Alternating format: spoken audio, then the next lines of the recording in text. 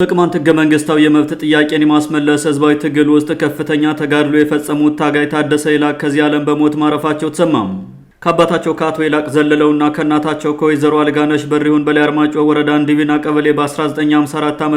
የተወለዱት ታጋይ ታደሰ ይላቅ ባጋጠማቸው ድንገተኛ ህመም ትላንት ሚያዝያ 26 ቀን 2018 ዓ.ም ማረፋቸው ታውቋል። ከ1973 እስከ 1975 ዓመተ ምህረት በወቅቱ በነበረው የሀገሪቱ ሰራዊት በውትድርና አገልግሎት የተሳተፉትና በደረሰባቸው የመቁሰል አደጋ በቦርድ ተቀንሰው ወደ ትውልድ ቀያቸው የተመለሱት ታጋይ ታደሰ ይላቅ ከ6ኛ ክፍል ያቋረጡትን ትምህርታቸውን አጠናቀው በማኔጅመንት የመጀመሪያ ዲግሪ የያዙ ጠንካራ ሰው ነበሩ። ታጋይ ታደሰ ይላቅ ከ1990 እስከ 2011 ዓ.ም በኢትዮጵያ ቴሌኮሙኒኬሽን የሰሜን ምዕራብ ሪጅን መስሪያ ቤት ተቀጥረው በተለያዩ ኃላፊነቶች ሀገራቸውን በቅንነትና በታማኝነት ከማገልገላቸው በተጨማሪ ከ2001 ዓ.ም ጀምሮ በተቀጣጠለው የቅማንት ህዝብ ትግል ውስጥ ከፍተኛ ሚና ተጫውተዋል። ባለትዳርና የአምስት ልጆች አባት የሆኑት ታጋይ ታደሰ ይላቅ የአማራ ክልል ጽንፈኛ ካድሬዎች በቅማንት ህዝባዊ ትግል ምክንያት ንቁ ነው የተባለን ቅማንት ሁሉ እያሳደዱ በመግደልና በማሰር ሰይጣናዊ ተግባራቸው ተጠምደው ስለነበር እርሳቸውም ለበርካታ ዓመታት አዲስ አበባ ከቤተሰቦቻቸው ተለይተው ተቀምጠው እንደነበር የትግል አጋሮቻቸው ተናግረዋል። የቅማንትን ህዝብ ህገ መንግስታዊና ሰላማዊ የመብት ጥያቄ በአግባቡ ከመመለስ ይልቅ በሴራና በፖለቲካ ሻጥር ወያኔ ነው የፈጠረው እያለ ህዝብ ሲቀሰቅስ የነበረውና ከ2008 ዓ.ም ጀምሮ በቅማንት ህዝብ ላይ ከባድ ጭፍጨፋ የፈጸመውን ግፈኛ መንግስት ስለተቃወሙ ብቻ ሲሳደዱ የቆዩት አቶ ታደሰ ይላቅ ከነበራቸው ህዝባዊ ወገንተኝነት አቋማቸው ዝንፍ ሳይሉ ለፍትህና ለእውነት እንደታገሉ ማለፋቸው ታላቅ ኩራት ነው ተብሏል። አዲስ አበባ በነበሩበት ወቅትም ከትግላቸው ፈቀቅ አላሉም የሚሉት አጋሮቻቸው በተለያዩ ጊዜያት በቅማንት ህዝብ ላይ የሚፈጸሙ አሻጥሮችን በየመስሪያ ቤቱ እየገቡ ሲታገሉ እንደቆዩ ገልጸው በተለይም ከአንድ ዓመት በፊት የህዝብ ማፈናቀያ የሆነውን የሽንፋ መስኖ ፕሮጀክት ለመተግበር የአማራ ክልል ጽንፈኞች ሲሯሯጡም የመስኖና ቆላማ አካባቢዎች ሚኒስቴር መስሪያ ቤት ድረስ በተደጋጋሚ በመሄድ መሬት ላይ ያለውን እውነታ በማሳወቅ ትልቅ ሚና ተጫውተዋል። አቶ ታደሰ ይላቅ በገጠማቸው ድንገተኛ ህመም ህይወታቸው እስካለፈበት ሰዓት ድረስ ሌት ተቀን በሚችሉት መንገድ የቅማንትን ትግል እያታገሉ ነበር ያሉን የትግል አጋሮቻቸው አቶ ታደሰ ይላቅ በማንነታቸውና በኢትዮጵያዊነታቸው የማይደራደሩ ጠንካራ ታጋይ ነበሩ ብለዋል። መላው ቅማንት ታጋይና አቶ ታደሰ ይላቅንና ሌሎች ያለፉ ታጋዮችንና በማንነታቸው በግፍ የተገደሉ ወገኖቻችን አደራ ዳር ለማድረስ የተጀመረውን መብትንና ሰው የመሆንን የማስከበር ትግል አጠናክሮ መቀጠል አለበት ሲሉ በርካታ ታጋዮች አሳስበዋል። ትግል ቅብብሎች በመሆኑ መላው ቅማንት ህዝብና ታጋይ በከባድ መስዋዕትነት ከፍተኛ ደረጃ ላይ የደረሰውን ህዝባዊ ትግል ዳር ለማድረስ መታገል የሰማዕታት አደራ ነው ተብሏል። የቀብር ስነ ስርዓታቸውም ዛሬ እኩለ ቀን ሚያዝያ 27 ቀን 2018 ዓ.ም በጎንደር ከተማ ቀበሌ 1 አቡነ አረጋዊ ቤተክርስቲያን ወዳጅ ዘመዶቻቸው በተገኙበት ተፈጽሟል። ጃኖ ቅማንት ሚዲያም በታጋይ ታደሰ ይላቅ ህልፈተ ህይወት የተሰማውን ጥልቅ ሐዘን እየገለጸ ለመላው የቅማንት ህዝብና ለወዳጅ ዘመዶቻቸው መጽናናትን ይመኛል።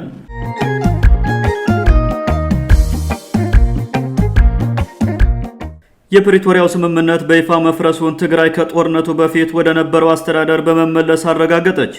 የትግራይ ክልል ከብልጽግና መንግስት ጋር ወደ ለየለት ደም አፋሳሽ እርስ በርስ ጦርነት በገባችበት የ2012 ዓመተ ምህረት ምርጫ ውጤት ተመልሳ ዛሬ አዲስ ስራ አስፈጻሚና ምክር ቤት ይፋ በማድረጓም ሁለት ወገኖች መደበቂያ አድርገውት የቆዩትን የ2015ን የፕሪቶሪያ ስምምነት በይፋ መፍረሱን አረጋግጧል። በክልሉ በ2012 ዓመተ ምህረት መጨረሻ በተካሄደውና በጠቅላይ ሚኒስትር አብይ አህመድ የጨረባ ምርጫ ተብሎ በተጠራው ስድስተኛው የክልሉ ምርጫ የተገኘውን የምርጫ ውጤት መሰረት ያደረገ ነው በተባለው በዛሬው ትግራይን ከጊዜያዊ መንግስት ወደ መደበኛ መንግስት ባሸጋገረው አስተዳደር የመመለስ ስነ ስርዓት የህወሓት ሊቀመንበር የሆኑት ዶክተር ደብረጽዮን ገብረ ሚካኤል የክልሉ ርዕሰ ብሔር ሆነው ተመርጠዋል። ላለፉት 3 ዓመታት ተኩል ስራውን አቋርጦ የነበረው የትግራይ ክልል መደበኛ መንግስት ስርዓት ዛሬ ሚያዝያ 27 ቀን 2018 ዓመተ ምህረት በተካሄደው ስብሰባ እንደተመለሰ የገለጹት የህወሓት የዜና ምንጮች ወይዘሮ ኪሮስ አጎስንና ወይዘሮ ማህሌት በርሄን ዋናና ምክትል አፈ ጉባኤ አድርጎ በመምረጥ ምክር ቤቱ ስራ ጀምሯል ብለዋል። ምክር ቤቱ በዚህ ውሳኔ ላይ ደረሰው የብልጽግና መንግስት የፕሪቶሪያውን ስምምነት አፍርሶታል በሚል ድምዳሜ ላይ በመድረሱ ነው የተባለ ሲሆን ምክር ቤቱ ባካሄደው ስብሰባ ህገ መንግስቱን መሰረት በማድረግ በርካታ ስነ ስርዓቶችን አካሂዷል ተብሏል። ይህን የትግራይ ክልልን ውሳኔ አስመልክቶ ይህ ዘገባ እስከተጠናቀረበት ሰዓት ድረስ የብልጽግና መንግስት የሰጠው መግለጫ ባይኖርም ከብልጽግና ጋር በትብብር እየሰራ ያለውን ስምረት ፓርቲን የሚመሩት አቶ ጌታቸው ረዳም ድርጊቱ የህፃናት ዕቃ ጨዋታ ነው ካሉ በኋላ እነዚህ ካልተወገዱ የትግራይ ህዝብ ሰላም አያገኝም ሲሉ ተቃውሟቸውን ገልጸዋል። የፕሪቶሪያው ስምምነት ዋና አስተባባሪ የነበረው የባይደን አስተዳደር በፕሬዝዳንት ትራምፕ አዲስ ስርዓት በመቀየሩ ሃይባ ያጣው የፕሪቶሪያው ስምምነት በማይክ ሐመር ጋባዥነት አድራጊ ፈጣሪ ነኝ ሲል የነበረው የአፍሪካ ህብረትን ትኩረት በማጣቱ ያለ አንዳች ዘላቂ ለውጥ መፍረሱ አሳዛኝ ነው ተብሏል። የትግራይ ጊዜያዊ መንግስት እንዲመሩ ከአቶ ጌታቸው ረዳ በኋላ በጠቅላይ ሚኒስትር አብይ አህመድ የተሾሙት ፕሬዝዳንት ታደሰ ወረደ ከቀናት በፊት ለሚዲያ በሰጡት ቃለ ምልልስ የህወሓትን መንግስት የመመለስ እርምጃ የፕሪቶሪያውን ስምምነት የጣሰ ነው ማለታቸው አይዘነጋም። የህወሓትን ውሳኔ ተከትሎ የፌዴራል መንግስት ከትግራይ ክልል ጋር ጦርነት ውስጥ ይገባል የሚሉ ስጋቶች ቢበራከቱም በሌላ በኩል የብልጽግና መንግስት የጀመረውን 7ኛው ሀገራዊ ምርጫ በሰላም ለመፈጸም እየተሯሯጠ ባለበት በአሁኑ ወቅት ወደ ጦርነት አይገባም የሚለው ሀሳብ በጉልህ ሚዛን እየደፋ ይገኛል። የብልጽግና መንግስት ከወራት በፊት ከትግራይ ክልል ጋር ለመዋጋት በሚል ሰራዊቱን ወደ ሰሜን ካስጠጋ በኋላ ከምርጫውና ሌሎች ውስጣዊ ስጋቶች አኳያ ጦርነቱን ከመጀመር እንደተቆጠበ ይነገራል።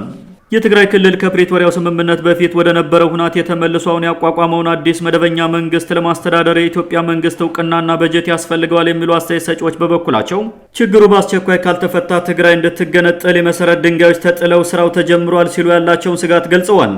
ለሀገር ሳይሆን ለፓርቲ ክብርና ለመሪዎች ስሜት ማርኪያነት በ2013 ዓ.ም የተጀመረው የትግራይ ጦርነት ዛሬም ድረስ በአግባቡ ባለመፈታቱ ምክንያት በህዝብና በሀገሪቱ ላይ ካስከተላቸው ሰብአዊና ቁሳዊ ውድመቶች በተጨማሪ ወደ ለየለት ሀገር የመበታተን ደረጃ መድረሱ አሳዛኝ ነው ተብሏል። የብልጽግና መንግስት መሪዎች ከትላንት አለቆቻቸው ከህወሓት ባለስልጣናት ጋር በገቡበት እልክ ምክንያት ምንም አይነት የርዕዮተ ዓለም ልዩነት ሳይኖራቸው ሀገሪቱን ወደ ጦርነት መክተታቸው ሳይበቃ አሁንም ትግራይን ሆን ብለው የማስገንጠል ሴራ እየሰሩ ነው የሚሉ ወገኖች በርካታ ናቸው።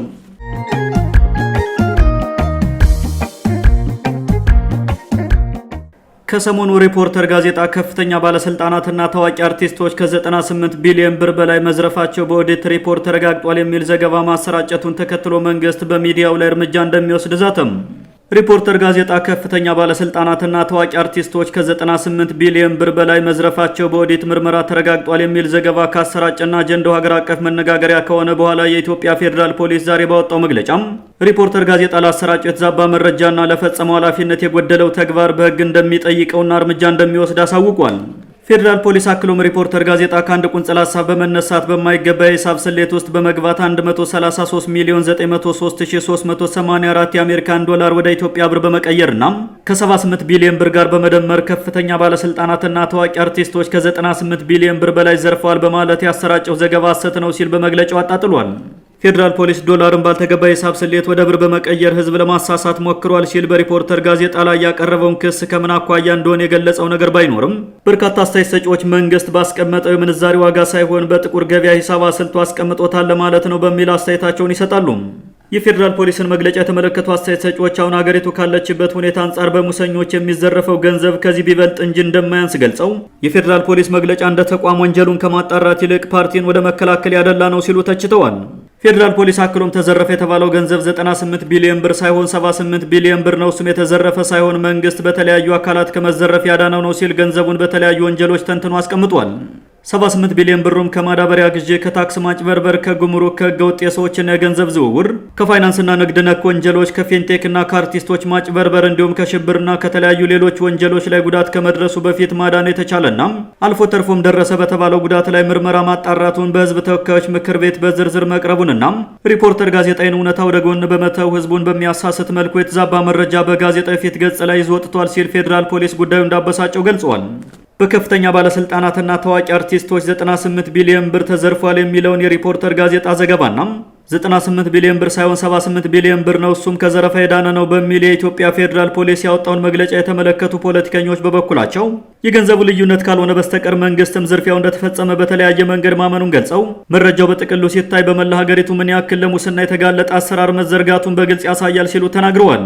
በሌላ በኩል እንዲህ አይነት ክፍተቶችን በመጠቀም ብልጽግናን ለመውቀስ ሀሳባቸውን የሚሰነዝሩ የመንግስት ተቃዋሚዎች ብልጽግና ሙስናን አስወግዳለሁ ብሎ እርምጃ መውሰድ እንደማይችልና ምናልባትም የውጩን ጫና ለማስታገስ በተወሰኑ ባለስልጣናቱ ላይ ቢሞክረው ፓርቲው አደጋ ውስጥ እንደሚወድቅና ራሱን በራሱ እንደማጥፋት እንደሚቆጠርበት ጠቁመዋል።